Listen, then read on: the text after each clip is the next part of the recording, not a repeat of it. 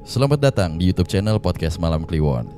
Sebelum mulai mendengarkan, silakan klik tombol subscribe dan nyalakan tombol notification. Jangan lupa untuk gunakan headset kalian dan selamat mendengarkan.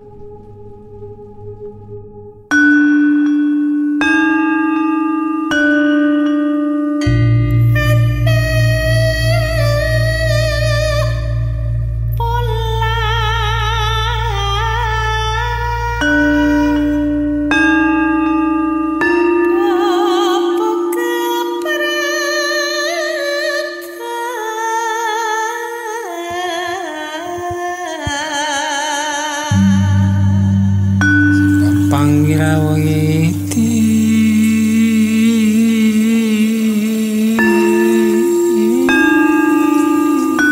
yang kumbungu cucuk kapanggawa para wanggati sajawandang kalawana bengke. Saya mau membaca. Aman nih, udah nggak ada. Nggak ada lagi ya. Kita nggak pernah digangguin apa-apa di sini, gangguinnya mau ketololan sendiri. Itu dia. Oke. Ini cerita dari RSUD terbaik di Surabaya. Oke. Diklaim seperti itu sih sama yang mengirim cerita. Selamat malam teman podcast Malam Kliwon. Kejadian ini terjadi ketika saya masih menjadi mahasiswa tahun 2008. Saya mahasiswa radiologi di salah satu universitas di Surabaya. Karena jarak rumah dan kampus agak jauh, maka saya putuskan untuk tinggal di tempat kerja bapak saya di RSUD, depan kampus. Kebetulan bapak saya seorang PNS di RSUD itu. Jadi, mulai semester awal, saya tinggal di ruang kerja bapak saya kalau sore. Kalau pagi, ruangan itu dipakai untuk memeriksa pasien. Tapi kalau sudah di atas jam 2 siang, sudah tutup. Jurusan yang saya ambil dengan pekerjaan bapak saya itu sama. Jadi sekalian belajar ketika sudah pulang kuliah. Bapak saya setiap hari pulang ke rumah dan saya tinggal sendiri di ruangan radiologi tersebut. Karena masih maba, pada saat itu masih banyak tugas yang harus diselesaikan. Jadi waktu balik ke ruangan radiologi atau tempat tinggal saya itu pun ya larut malam. Awal tinggal di sana semua aman. Tapi seminggu setelah itu beda ceritanya. Waktu itu balik dari kos teman jam 10 malam. Saya jalan sendiri ke selasar RSUD. Kebetulan arah ke ruangan radiologi itu kalau malam sepi. Karena di sana jalannya menuju ke poli. Jadi jam 3 sudah tidak ada orang yang lewat. Ketika hendak mau masuk ke ruangan radiologi, perasaan saya agak merinding. Lalu saya tengok kanan, tengok kiri, dan benar terjadi di arah kiri. Ada sosok wanita rambut panjang berbaju putih sedang duduk di dekat tempat duduk ruangan poli. Saya sangat yakin kalau di sana itu sudah tidak ada orang. Saya pun langsung bergegas masuk ke ruangan radiologi dan segera tidur. Jam 10 malam nih ya. Oke. Besoknya saya pun tidak menceritakan ke bapak saya apa yang saya alami. Tapi ketika hari ketiga saya pulang larut malam lagi, dan hal itu terjadi lagi. Jadi saya pulang jam 11 malam, dan si wanita itu pun tetap duduk di ruangan tunggu poli dekat ruangan radiologi. Saya pun langsung bilang nih, "Mbak, jangan ganggu saya. Jangan ganggu saya, nggih. Saya sekarang tinggal di sini," gitu. Lalu sosok wanita itu pun tidak ada di ruang tunggu. Tapi hal yang tidak terduga terjadi ketika saya mau masuk ke ruangan. Nah, gue merinding nih kalau gitu. Bulu kuduk saya merinding tiba-tiba.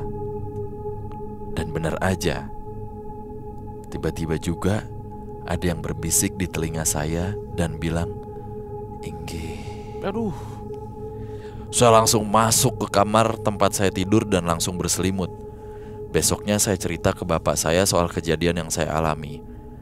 Bapak bilang dulu tempat ruangan tunggu itu adalah UGD. Jadi ada ya banyak yang meninggal di sana lah gitu. Jadi wajar kalau ada mungkin hal-hal seperti itu, ada hantunya lah gitu.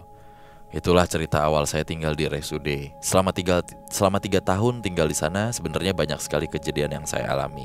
Dan ini kejadian pembukanya. Terima kasih.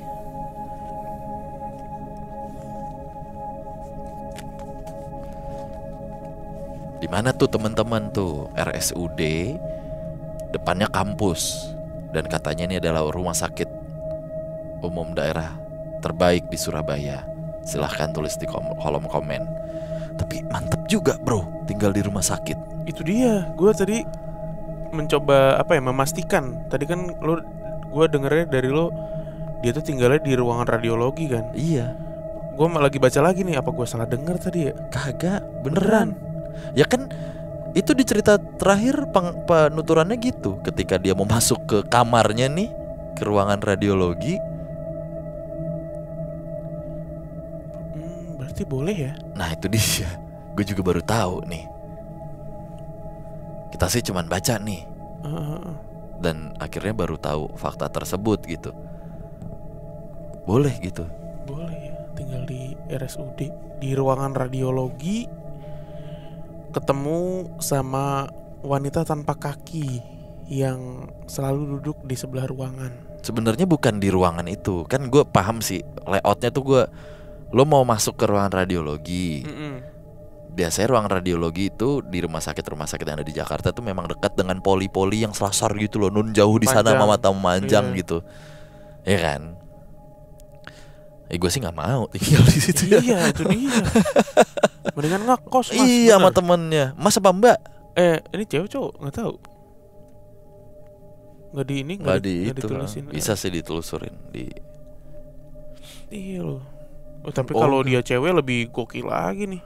Cuman pikirannya kan RSUD ya rame lah ya. Namanya rumah sakit 24 jam. Seramai-ramainya rumah sakit mas.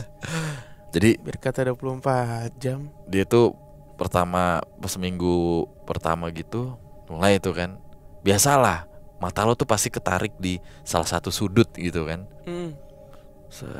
Nah ketika lo udah mulai ketarik tuh biasanya energi lo udah mulai menyusut tuh. Kayak anjing kalah nih gue nih. Atau yang bener kan, bener tuh dia ngeliat tuh, damn ada cewek lagi.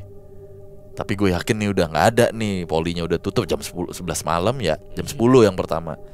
Udah cabut, gak apa-apa tuh. Set, hari ketiganya pas pulang jam 11-an ada lagi sih mbak. Nyambat doang tuh, mbak jangan ganggu saya.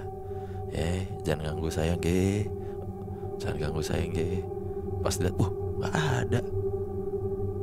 Pas baru mau buka pintu, ya ada.